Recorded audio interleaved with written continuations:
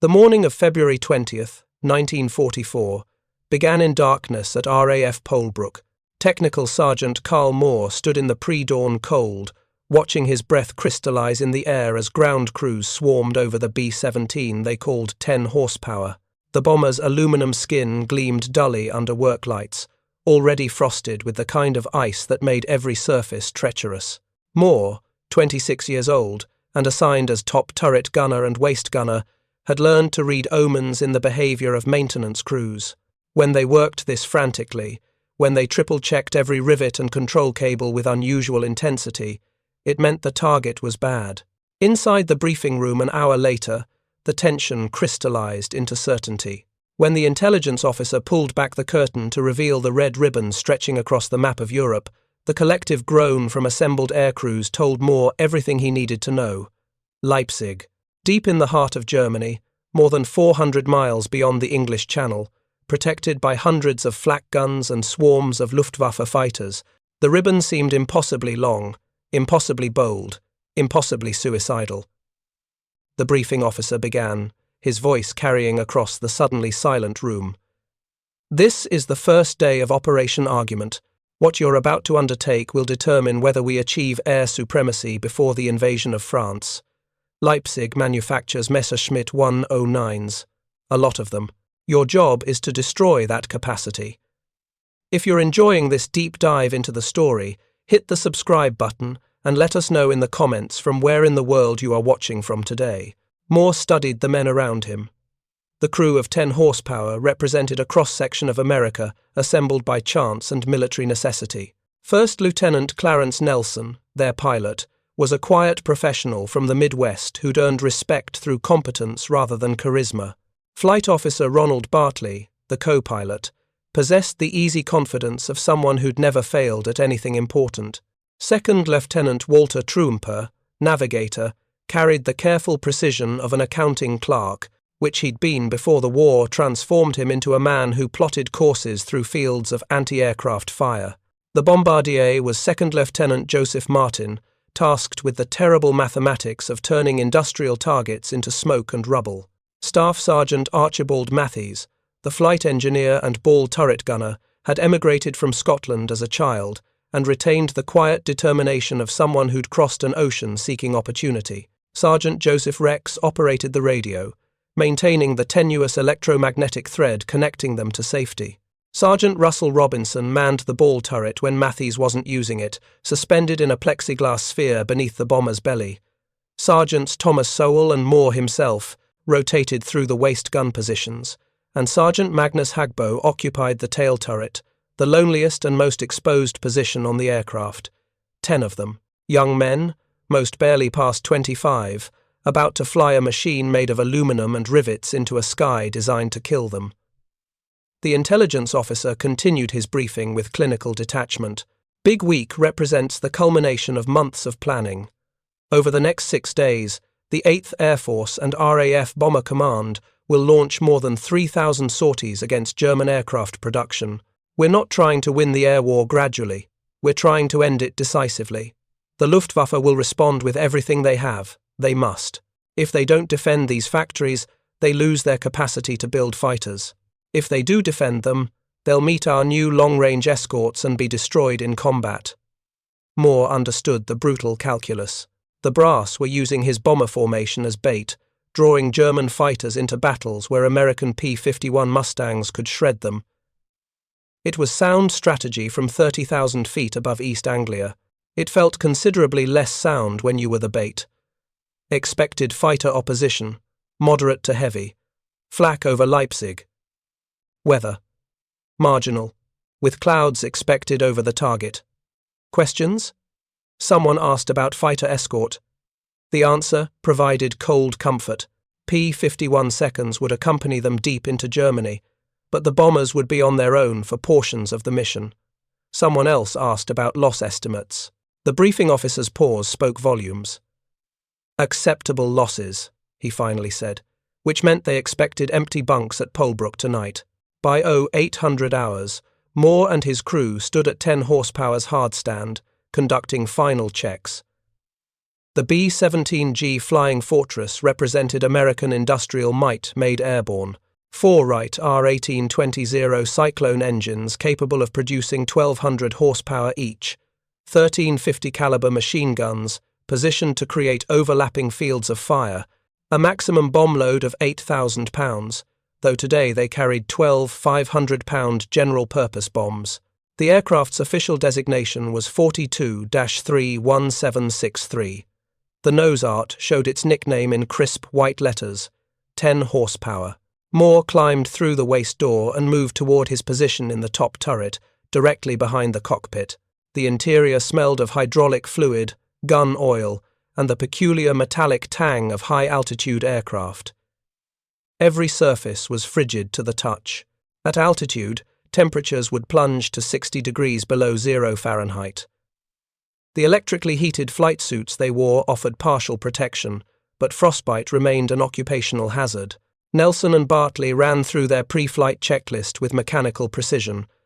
Battery switch on, fuel mixture to idle cutoff, throttles cracked 1 inch, master, ignition switches on.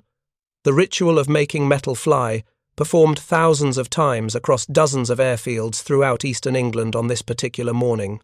At 09:10, 10 horsepower's engines coughed to life in sequence. The number 3 engine, then number 4, followed by numbers 1 and 2. The sound built from individual roars into a sustained thunder that vibrated through the airframe. Moore felt it in his chest, in his bones, in the fillings of his teeth.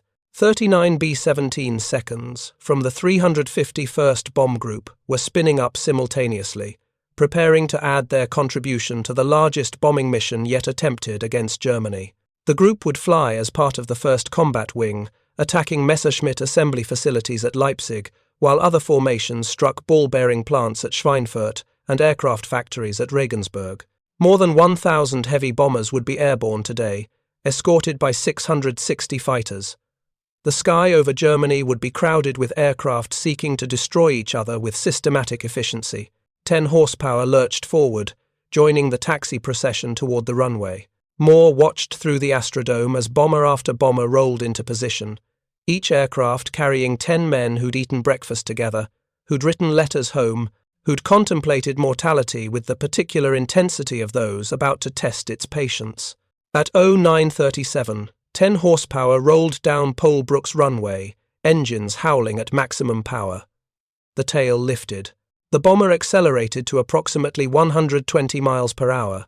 Then gravity released its claim, and they were airborne, climbing into a grey English dawn that promised nothing except the opportunity to prove courage was more than an abstract concept. The assembly over England took more than an hour.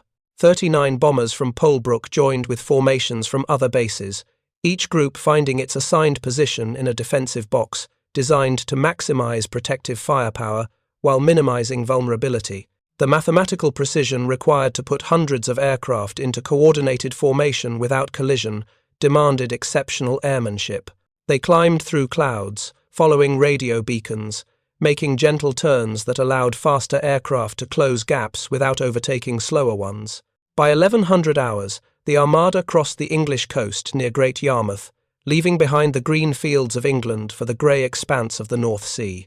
Moore test-fired his twin 50 caliber guns, the brief burst, sending tracers arcing into empty air. Each gun position reported ready. 13 machine guns, more than 16,000 rounds of ammunition, all functioning properly. The psychological comfort of firepower, however illusory against cannon-armed fighters attacking at 300 miles per hour. The North Sea Passage provided a deceptive tranquility. Below, whitecaps marched in, orderly rows toward distant shores. Above, contrails from higher formations drew chalk lines across a crystalline sky. Moore knew this peaceful interval wouldn't last. The moment they crossed into occupied Europe, German radar would track their progress. Luftwaffe controllers would vector fighters toward intercept positions. Flak batteries would train their 88mm guns on pre-calculated altitudes and trajectories. They crossed the Dutch coast at 1400 hours, and the war returned with sudden violence. Flak burst around the formation in ugly black flowers, each one capable of shredding aluminum and flesh with equal efficiency. Nelson held 10 horsepower steady in formation. Breaking away would make them vulnerable to fighters. Their survival depended on maintaining the combat box, presenting a wall of defensive fire that made isolated attacks suicidal for enemy pilots. German fighters appeared as specks on the horizon, growing rapidly into recognizable silhouettes. Messerschmitt BF-109s and Focke-Wulf 190s, flown by veterans who'd survived years of combat on the Eastern Front. They'd learned to respect American defensive firepower, developing tactics specifically designed to exploit B-17 vulnerabilities. The attacks came in coordinated waves. 4 fighters would approach from 12 o'clock high, forcing the formation's guns to track multiple targets simultaneously. While waist gunners and ball turret operators engaged these attackers, another group would strike from 6 o'clock low, exploiting the momentary distraction. It was chess played at 300 miles per hour with cannon shells and machine guns. Moore tracked a Focke-Wulf lining up for a beam attack, leading the target, squeezing the trigger. His guns hammered, brass casings ejecting in a gleaming stream. The fighter broke away trailing smoke, though whether from damage or defensive maneuver, Moore couldn't determine. There was no time for confirmation. Another fighter rolled in from a different angle. Then another. The sky filled with tracers, both outgoing and incoming, creating a 3-dimensional web of lethal metal. A B-17 from another squadron took a direct hit in the wing fuel tanks. The explosion was instantaneous, transforming 33 tons of bomber into an expanding ball of orange flame. Moore counted parachutes. 3, 4, 5. Then the fireball fell away toward Earth, carrying uncounted souls who'd run out of seconds to escape burning metal. This was the reality that briefings never captured. The statistics meant nothing when you watched friends die. The strategic importance of destroying aircraft factories offered no comfort when debris from a shattered bomber peppered your own aircraft's skin. The knowledge that you were winning the air war provided zero protection against cannon shells capable of punching through armor plate like tissue paper. But they pressed on. Through the flak and fighters, through the fear that turned your mouth dry and your hands to ice despite electrically heated gloves. Through the mathematical certainty that not everyone would return to Polebrook tonight, they pressed on because the mission demanded it, because the men beside you depended on it, because turning back meant other crews would face these same guns tomorrow without the benefit of destroyed factories today. They reached the initial point northeast of Leipzig at 1300 hours. The IP marked the beginning of the bomb run, that terrible straight and level approach where evasive maneuvers ceased and bombardiers took control. For the next 10 minutes, they would fly predictable courses at predictable speeds, offering German flak batteries perfect targeting solutions. The flak over Leipzig exceeded even pessimistic briefing estimates. The sky turned black with explosions, each burst representing a proximity-fused shell designed to detonate when it sensed aircraft nearby. The concussions rocked 10 horsepower, throwing Moore against his harness. Shrapnel punched through aluminum skin with sounds like hail on a tin roof, except this hail was supersonic metal fragments seeking flesh and vital systems. Nelson held the bomber steady. His hands would be locked on the controls, fighting the buffeting, maintaining altitude and heading while his mind screamed to brake, dive, evade. But breaking formation meant certain death from fighters. So he held steady and trusted that probability would favor them over some other aircraft in the formation. Truemper called out corrections to the bombardier. Slight right, hold it, steady. In the nose. Martin hunched over his Norden bombsight, that remarkable optical computer that could theoretically place bombs within 100 feet of an aiming point from 20,000 feet altitude. Theoretically.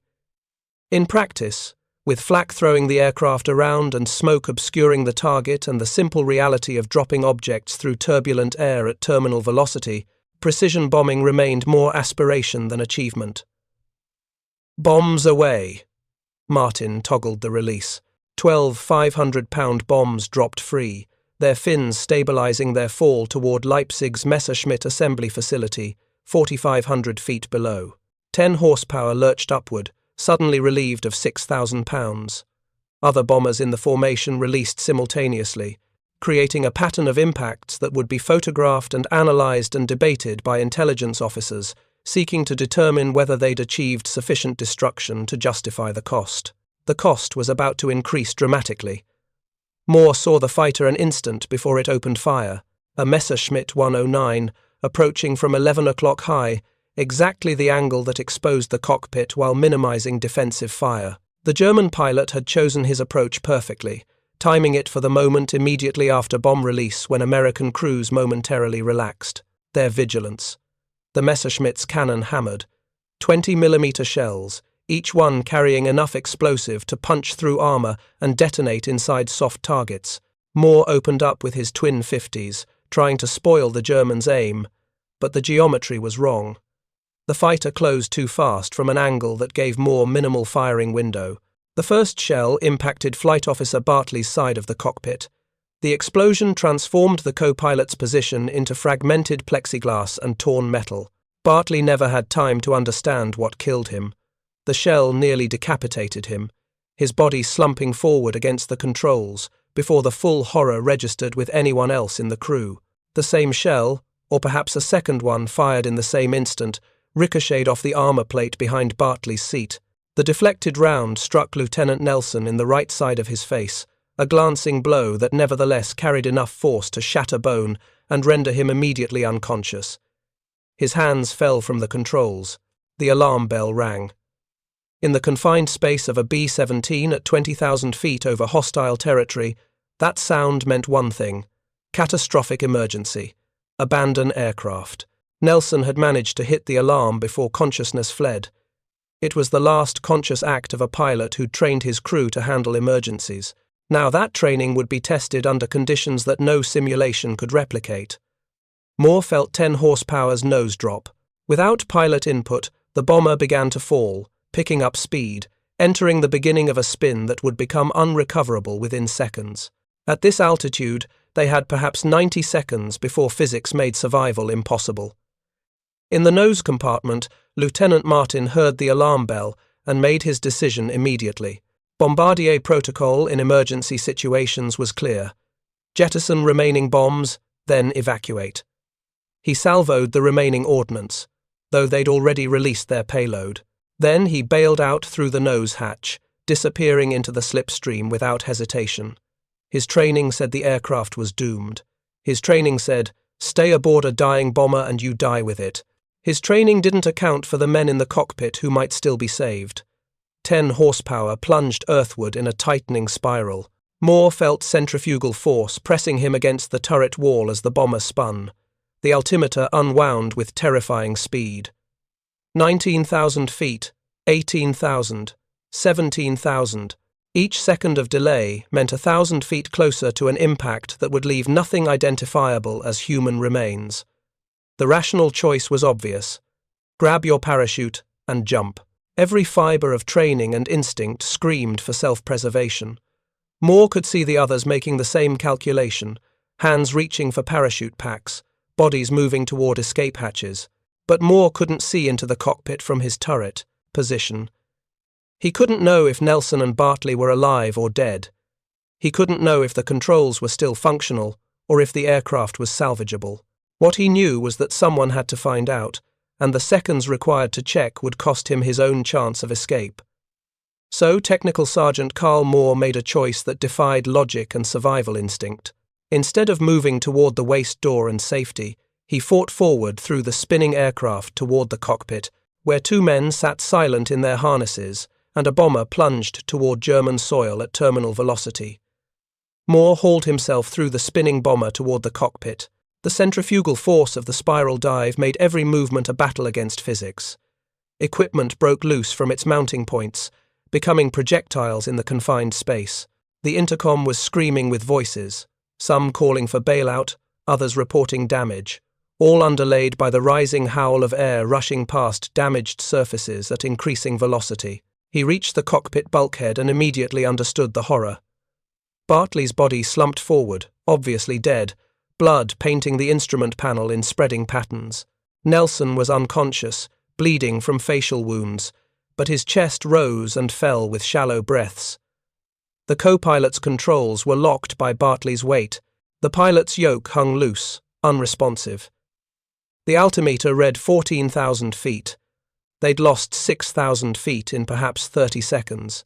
The bomber was in a steep spiral, nose down, accelerating toward terminal velocity. At this angle and speed, the control surfaces were experiencing forces beyond their design parameters. Pull back too hard and the tail assembly might separate completely. Don't pull back at all, and they'd impact the ground in less than 60 seconds. Moore squeezed into the narrow space between the seats. He had no pilot training beyond the 2 hours of familiarization that Nelson had insisted every crew member receive. He knew the basic controls: yoke for pitch and roll, rudder pedals for yaw, throttles for power. Knowing them and using them effectively while a bomber spiraled toward Earth at 300 miles per hour were entirely different propositions. He grabbed the pilot's yoke with both hands and pulled back, gently at first, testing the resistance, then with increasing force as he understood the bomber's momentum, wanted to keep it diving. The control yoke fought him, requiring strength he didn't know he possessed. His arms trembled with effort. The G-forces pressed him down into the seat as the nose began to rise. 11,000 feet. The spiral was tightening. Moore stomped on the rudder pedal, trying to counter the rotation. The bomber shuddered, protesting the conflicting inputs from someone who barely understood what he was doing. But slowly, fighting every inch, the nose came up. The spiral began to flatten. The altimeter's descent slowed. 9,000 feet. Moore could see the German countryside below through breaks in the clouds. Fields and villages and roads, all rendered in miniature, all approaching with mathematical certainty if he couldn't complete this recovery. His vision narrowed to the artificial horizon instrument, that simple gyroscope that told him which way was up when all his senses screamed confusion. Level the wings, raise the nose, reduce power on the engines that were screaming at maximum RPM. Each correction required conscious thought because there was no muscle memory to guide him. Pilots spent hundreds of hours training for moments like this. Moore had 2 hours of familiarization and pure survival instinct.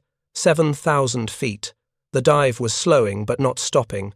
He pulled harder on the yoke, knowing he was risking structural damage but having no choice. The bomber groaned, metal stress singing through the airframe. Something in the tail section made a sharp crack that could have been control cable or structural failure, or simply a component failing under extraordinary load. 5,000 feet. The nose finally came level with the horizon. Moore eased back on the yoke, not trusting his ham-fisted control inputs not to stall the aircraft if he pulled too hard. The altimeter stabilized. They were flying level, or approximately level, or at least no longer diving towards certain death. 4,800 feet. They'd lost more than 15,000 feet of altitude in what couldn't have been more than 2 minutes. Moore's hands shook on the controls. His breathing came in ragged gasps. The adrenaline that had sustained him through the recovery now left him trembling and nauseated. "I've got it steady," he called over the intercom, his voice barely recognizable. "Somebody get up here." Staff Sergeant Archie Mathis appeared from the rear of the aircraft.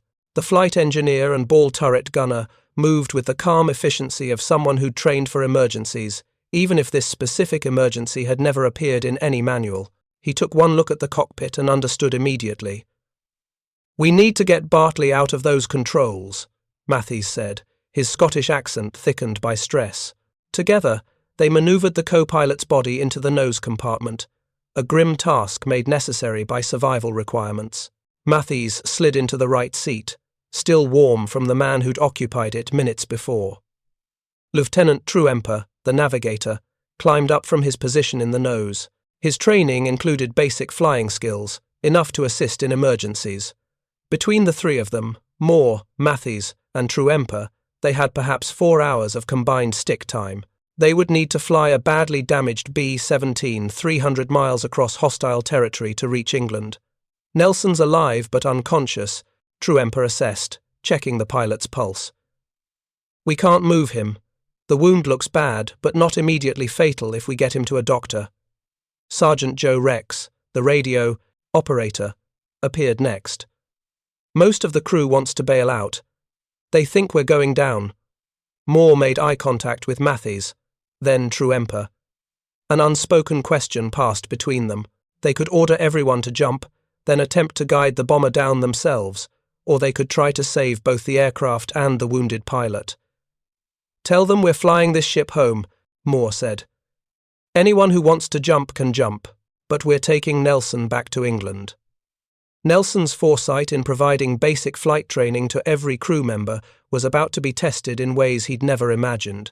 That 2-hour familiarization, which had seemed like paranoid overcaution at the time, now represented the difference between a controlled flight and a death spiral. Matthews took the co-pilot's position, his hands finding the controls with the careful touch of an engineer who understood systems. True Emperor remained standing between the seats, ready to assist with navigation and any task that required a third pair of hands. Moore stayed in the pilot's seat, maintaining their shallow climb back toward formation altitude. But 10 horsepower was alone. The formation had continued toward the rally point, unable to wait for a crippled bomber that had appeared to enter a terminal dive. They were a single B-17, badly damaged, flying over Germany without the protection of defensive combat box formation. Easy prey for any fighter that spotted them. The cockpit was destroyed. Most of the plexiglass windows were shattered or missing entirely. The windscreen had a hole the size of a basketball, punched through it by the shell that killed Bartley. Wind roared through the openings at 180 miles per hour, turning the cockpit into a freezer despite their electrically heated flight suits. Blood had frozen on the instrument panel in dark red patches. "Check the damage," Moore ordered Rex over the intercom. "I need to know what's working and what's not." The reports came back gradually as crew members assessed their stations. Number 2, engine was running rough, probably damaged by fragments from the fighter attack or the flak that had preceded it. Number 3 engine showed normal function. Numbers 1 and 4 were operating at reduced power but functional. The hydraulic system showed pressure loss, which meant landing gear operation would be problematic. The radio compass was destroyed. One fuel tank was leaking, though slowly. Multiple control cables showed damage but remained functional. It was, in aviation terms, a flying disaster. That it flew at all was testament to Boeing's engineers and the redundancy they'd built into every system. That it would continue flying all the way to England was far from certain. If you find this story engaging, please take a moment to subscribe and enable notifications. It helps us continue producing in-depth content like this. "Course heading?" Moore asked True Emperor. The navigator consulted his charts, calculating dead reckoning, position based on time and estimated ground speed. 285 degrees magnetic should take us toward the North Sea. But we're way off course. The dive took us south of the intended route. Moore banked the bomber gently left, not trusting aggressive maneuvers with damaged control surfaces. The aircraft responded sluggishly, but predictably. He established 285 degrees on the compass and tried to hold it steady despite the buffeting from the destroyed cockpit windows. They'd been flying approximately 10 minutes when the Messerschmitts found them. 2 BF-109s, probably returning from attacks on the main bomber stream, spotted the lone B-17 struggling westward at low altitude. It was an opportunity too good to pass up. One crippled bomber, separated from formation, flying slow and predictable. Easy kill credits. "Fighters, 3 o'clock high," Hagbo called from the tail turret. 2 109s, starting their run. The Germans had learned to respect B-17 defensive fire when bombers flew in formation. A single, isolated aircraft was different mathematics entirely. They could attack from angles that would be suicidal against a combat box, knowing the bomber's guns couldn't cover all approaches simultaneously. The first Messerschmitt rolled in from the starboard quarter, cannon winking orange. 20mm shells walked across 10 horsepower's right wing, punching holes in aluminum skin, severing hydraulic lines, and missing the fuel tanks by mere inches. The sound of impacts made Moore flinch involuntarily, each hit representing a potential catastrophic failure. Sowell and Robinson returned fire from the waist guns, their twin 50s creating a curtain of tracers that forced the Messerschmitt to break away before completing its attack run. But the second fighter was already rolling in from a different angle, and the damaged bomber had nowhere to hide. Moore threw 10 horsepower into a gentle turn, the only evasive maneuver he dared attempt. The bomber responded like a wounded elephant, slow and ponderous. But the slight change in aspect was enough to spoil the German pilot's aim. The cannon shells passed behind them, close enough that Moore could feel the pressure waves. "He's coming around again," Hagbo warned. Both of them. Coordinated attack. This was it. The moment that would determine whether 10 horsepower became another statistic or somehow defied the odds one more time. 2 expert fighter pilots against a crippled bomber flown by men who barely knew how to keep it airborne. The outcome should have been certain, but Rex, working frantically at his radio station, managed to patch together an emergency set from damaged components. His broadcast went out on the international distress frequency, a simple message repeated over and over. "Mayday, Mayday. B-17 under attack, position approximately 50 miles west of Leipzig, heading 285 degrees. Whether anyone heard that broadcast, whether it made any difference, they would never know. What they did know was that after 2 more attack passes that damaged 10 horsepower further but failed to bring it down, the Messerschmitts broke off and headed east. Perhaps they were low on ammunition. Perhaps they were low on fuel. Perhaps they'd simply decided the bomber was so badly damaged it would never make England anyway. The crew breathed again. Moore's hands, which had been locked in death grip on the yoke, slowly relaxed. They'd survived the fighters. Now they only had to survive the flight home with a dying aircraft and a pilot who might not wake up. The next 2 hours passed in agonizing slowness. They took turns at the controls, Moore and Matthews and Truemper spelling each other in 20-minute intervals. Flying the damaged bomber required constant attention and physical strength that exhausted them rapidly. The missing windows meant they flew in temperatures 40 degrees below zero, despite their heated suits. Frostbite became a real concern. Nelson remained unconscious, his breathing shallow but steady. They'd done what they could to stabilize him, but he needed a surgeon, not 3 men with basic first aid training. Every minute they remained airborne was another minute his chances improved. They crossed the Dutch coast at 1500 hours, finally leaving hostile territory behind. The North Sea stretched before them, grey and endless and promising safety if they could just maintain altitude and heading for another 90 minutes. "Radio contact with England," Rex reported. "RAF Molesworth is tracking us. They're vectoring crash equipment to Polebrook." The reality of what came next began to sink in. They would have to land this aircraft. None of them had ever landed a B-17. Moore had pulled it out of a dive through instinct and desperation. Landing required precision they simply didn't possess. They crossed the English coast at 1600 hours. The green fields of East Anglia appeared through broken clouds, the most beautiful sight Moore had ever witnessed. They were almost home. Almost. Polebrook Tower came through on the radio, the controller's voice professionally calm despite surely understanding the situation.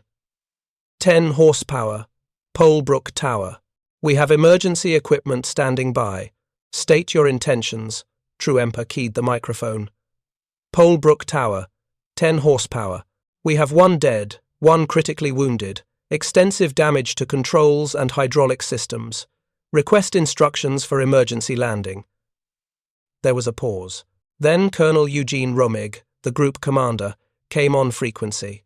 His tone carried the weight of command decisions that cost lives regardless of choice. 10 horsepower. This is Romig. What is your pilot qualification status? Sir, none of us are qualified pilots. We have basic familiarization training only. Another pause, longer this time. Moore could imagine the calculations happening in the tower. 3 untrained men trying to land a damaged bomber. The statistical probability of success was minimal. The certainty of death, if they attempted it, was high. 10 horsepower. I'm ordering you to gain altitude and have all crew members bail out over the field. We'll guide you to position. Matthews looked at Moore. Truemper looked at Nelson, still unconscious in the pilot's seat. The unspoken question hung in the freezing air. Could they abandon a wounded man who couldn't bail out? A man who'd trained them and led them and trusted them? Negative, Tower, Truemper said quietly. The pilot cannot be moved. His injuries prevent bailout. We're staying with the aircraft. 10 horsepower. That's an order. Abandon aircraft. We'll guide the pilot through radio. But they all knew Nelson wouldn't wake up, couldn't wake up. Ordering them to bail out was condemning him to death with certainty. At least if they stayed, if they attempted the impossible, there was a chance.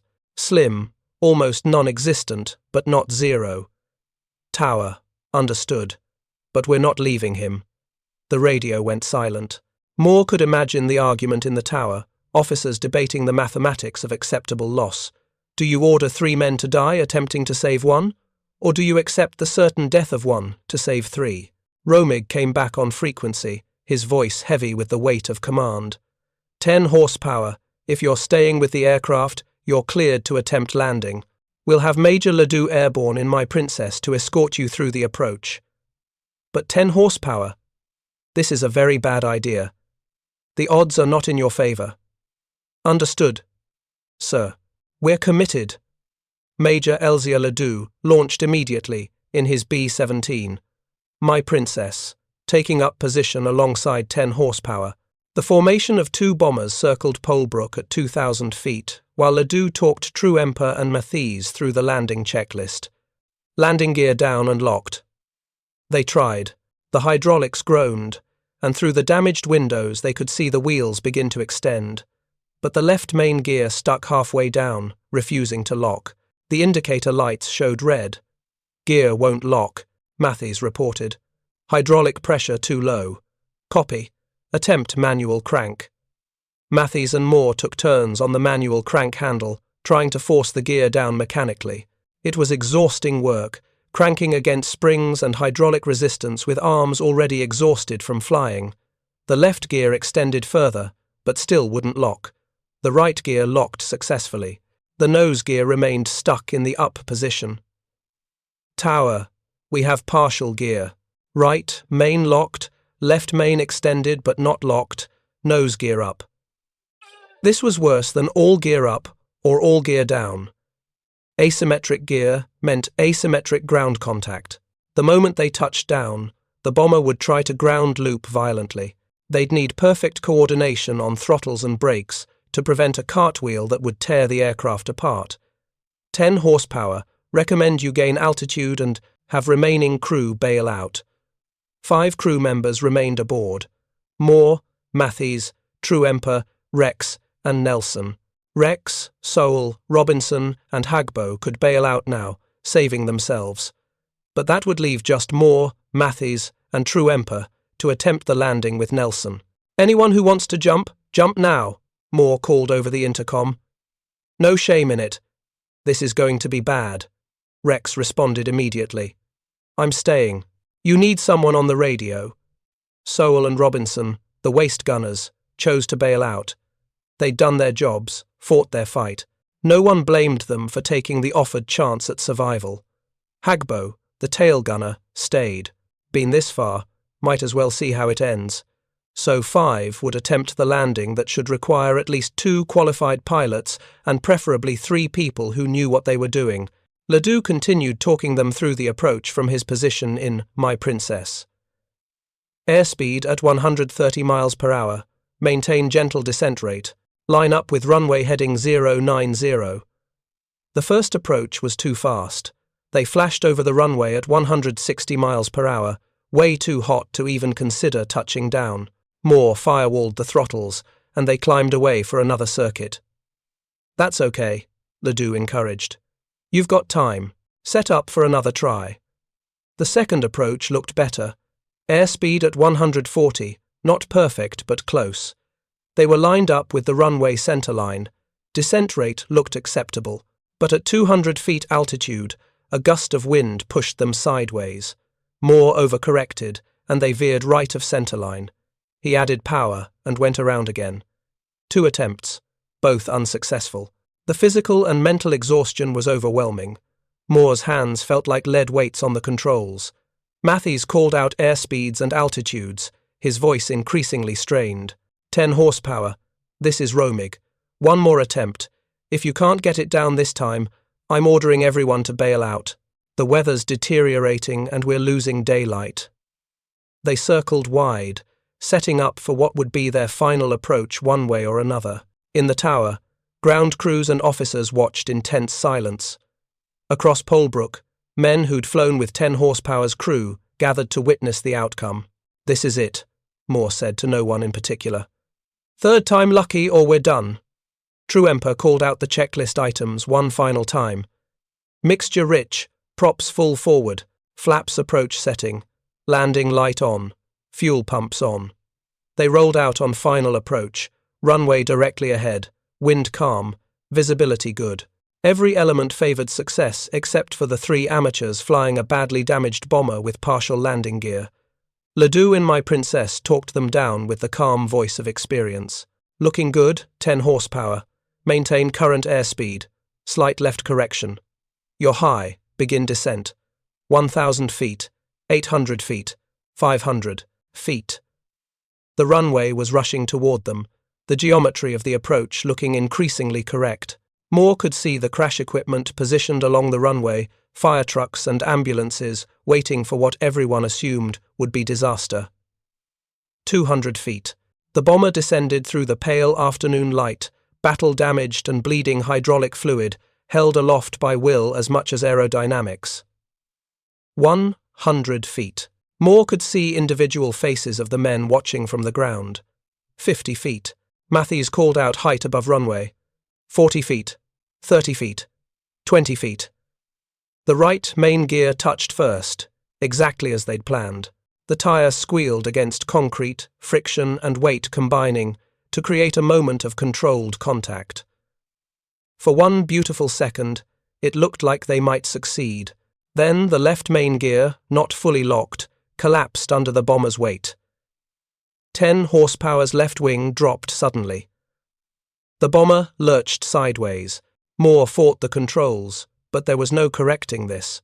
They were on the ground, committed, and physics was about to demonstrate why asymmetric landing gear was categorically unsurvivable. The propellers on the left side struck the runway in a shower of sparks. The engines tore free from their mounts, consumed by sudden impact forces they were never designed to withstand. The bomber began to pivot on the collapsed gear, starting a ground loop that would have torn it apart on the runway. But Romig's order had been specific. Attempt landing, and if unable to complete it on the runway, make for the open field beside the base. In the final seconds, Moore made one last decision. He couldn't save the landing, but he could choose where they crashed. He added power to the right engines, steering into the ground loop, using the bomber's momentum to carry them off the runway toward the grass field adjacent to Polebrook. The bomber slewed sideways, tearing through perimeter fencing, gouging earth with its collapsed left wing. They hit an obstruction none of them saw coming. An earth embankment, a fence post, a piece of equipment left too close to the runway. The impact tore 10 horsepower apart. The cockpit section separated from the fuselage at the wing root. The structural failure was catastrophic and instantaneous. Metal that had withstood flak and fighter attacks over Germany surrendered to impact forces that exceeded any design specification. The men in the tower watched in horror as the bomber disintegrated across the grass field, pieces scattering like a child's toy thrown in anger. Metal screamed, fuel ignited, the afternoon air filled with the smell of burning aviation, gasoline and cordite from exploding ammunition. Emergency crews raced across the field, fire trucks spraying foam on burning wreckage, medics scrambling toward the shattered cockpit section. They found Moore first, thrown clear by the impact, badly injured but alive. Rex and Hagbo had jumped just before touchdown and landed, safely, their parachutes carrying them away from the impact zone. But the cockpit section, where Truemper, Matthews, and Nelson had been, was unrecognizable as anything that once carried human beings. The fire reached it before the crash crews could penetrate the wreckage. By the time they extinguished the flames, it was too late. Second Lieutenant Walter Edward Truemper, 25 years old, from Aurora, Illinois, died in the impact. Staff Sergeant Archibald Matthews, 25 years old, from Pittsburgh via Scotland, died trying to save men he'd known for months but treated like brothers. First Lieutenant Clarence Nelson, who'd trained his crew to handle emergencies, whose foresight had given them the skills to get this far, died from his wounds moments after impact. 3 men who'd refused to abandon a helpless comrade, 3 men who'd chosen sacrifice over safety, 3 men who'd made it to England against impossible odds, only to fall a few hundred yards short of survival. The investigation would conclude that the landing was impossible from the start. That asymmetric gear failure made any successful touchdown categorically unattainable. That ordering untrained crew members to attempt such a landing violated multiple regulations and should never have been permitted. But the investigation would miss something that numbers and regulations couldn't capture. In those final minutes, circling Polebrook with a dying pilot and a crippled bomber, Truemper and Matthews had made a choice that defined them more completely than any statistic about survival probability. They could have bailed out, should have bailed out, by any rational calculation, but rationality sometimes surrenders to something more fundamental, the unwillingness to abandon a wounded friend when even the slimmest chance of survival exists. On June 22, 1944, 4 months after that February afternoon, both Second Lieutenant Walter Truemper and Staff Sergeant Archibald Mathies received the Medal of Honor posthumously. The citations, read at separate ceremonies on opposite sides of the Atlantic, told the same story in military language. For conspicuous gallantry and intrepidity at risk of life above and beyond the call of duty. The words were bureaucratic, insufficient, clinical. They couldn't capture the wind howling through the destroyed cockpit, or the fear they must have felt attempting something they knew would probably kill them, or the calculations they must have made that placed duty and friendship above self-preservation. Technical Sergeant Carl Moore survived his injuries. He received the Distinguished Service Cross for pulling 10 horsepower out of its death spiral and flying it back across Germany. He never spoke much about February 20th, about the men who'd stayed when they could have jumped, about the final approach that went so terribly wrong.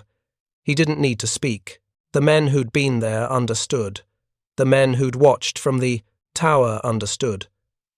Anyone who'd faced that impossible calculation between survival and sacrifice understood. Big Week succeeded in its strategic objectives. Over 6 days, Allied bombers destroyed significant portions of German aircraft production capacity. The Luftwaffe's fighter strength, which had seemed invincible just months before, began the decline that would lead to Allied air superiority by D-Day. The cost was 26,000 American airmen killed in action by war's end, more than the entire United States Marine Corps casualties. Each one of those 26,000 had been someone's son, someone's brother, someone's friend. Each one had made calculations about duty and survival in skies designed to kill them, and some, like Truemper and Matthews, had made choices that transcended survival entirely. 10 horsepower never flew again. The wreckage was cleared from the field at Polebrook, the salvageable parts recovered for use in other aircraft, the remainder scrapped as metal for the war effort. Today, nothing physical remains of the bomber that Aircraft Commander Nelson had trained his crew in, that had flown 6 missions before that final flight to Leipzig.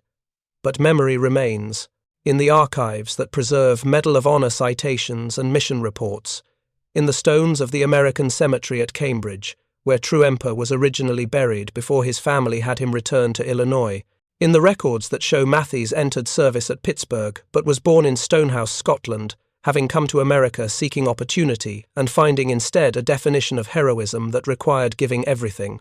The story of 10 horsepower teaches us something about the nature of courage that transcends the specifics of one crew, one bomber, one mission. Real courage isn't the absence of fear. It's the understanding that some things matter more than safety, that some people are worth dying for, that some choices, even when they lead to death, represent life's most authentic victories. On February 20th, 1944, over Leipzig, Germany, a 20mm shell turned a routine bombing mission into a test of everything that defined those 10 young men who'd taken off from Polebrook that morning. Some chose survival. No one blamed them. Some chose sacrifice. Everyone honored them. Walter Truemper and Archibald Matthews died, attempting something the experts said was impossible, trying to save a man who'd already done everything he could to save them. In the cold mathematics of military necessity, their deaths were wasteful and preventable.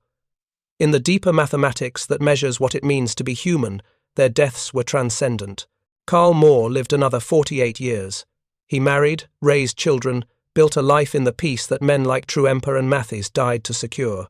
On February 20th of every year, until his own death, he raised a glass to the men who'd stayed aboard 10 horsepower, when every instinct screamed to jump.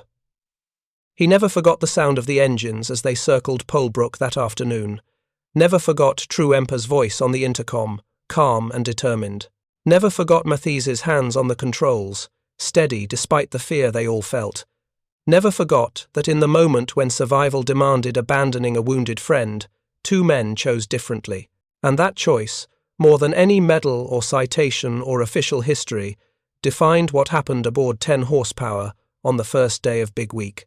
Not the bombs they dropped or the mission they flew or the factories they helped destroy, but the simple, terrible, beautiful fact that when faced with the choice between safety and sacrifice, between living and dying for a principle that mattered more than breath, they chose sacrifice. The story of 10 horsepower isn't about heroic victory, it's about heroic failure, about attempting the impossible because the alternative was unconscionable, about refusing to abandon a wounded comrade even when abandonment was logical and defensible and safe. It's about 3 men who died in a grass field in England trying to land a bomber they barely knew how to fly. 3 men who made it so far against such impossible odds. 3 men who could have survived but chose otherwise. Thank you for watching. For more detailed historical breakdowns, check out the other videos on your screen now and don't forget to subscribe.